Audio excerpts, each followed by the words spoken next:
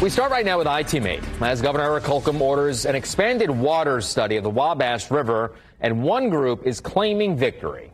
The group, known as Stop the Water Steal, is campaigning against a proposed water pipeline for an industrial development in Boone County. iTeammate's investigative reporter Richard Essex is working this story for us today. The governor's order moves the Wabash River water study from the Indiana Economic Development Corporation to the Indiana Finance Authority.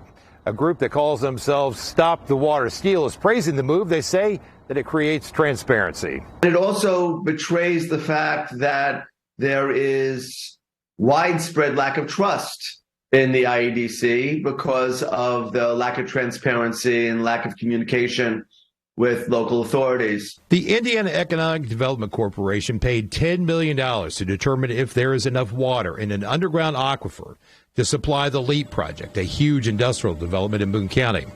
In the order, the governor says, I am confident that these new efforts led by IFA will provide the necessary data to gain a greater understanding of the amount of excess water that is truly available to support all the surrounding region's growth prior to any action being taken that could inadvertently jeopardize this needed resource.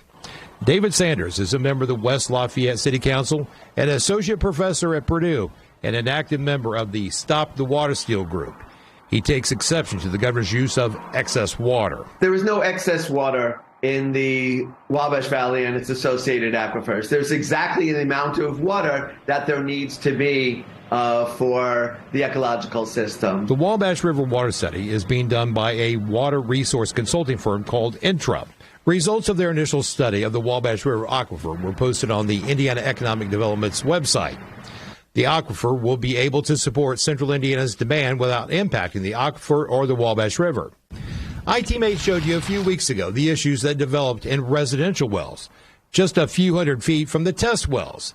They are reporting their once clean water has developed a rotten egg smell, and iron in the water clogged the filters. As I reported to you in October, Sanders authored a resolution opposing a proposed water pipeline that was passed by the West Lafayette City Council. A similar resolution has since passed the Lafayette and Attica City Council.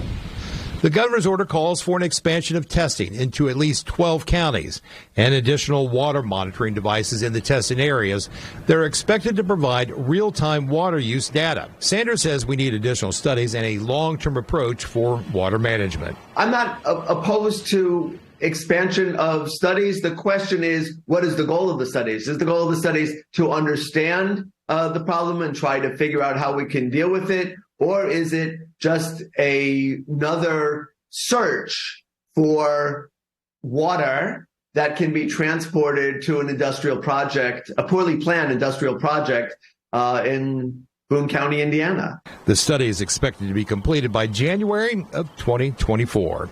In Indianapolis, Richard Essex, Wish TV, iTeammate.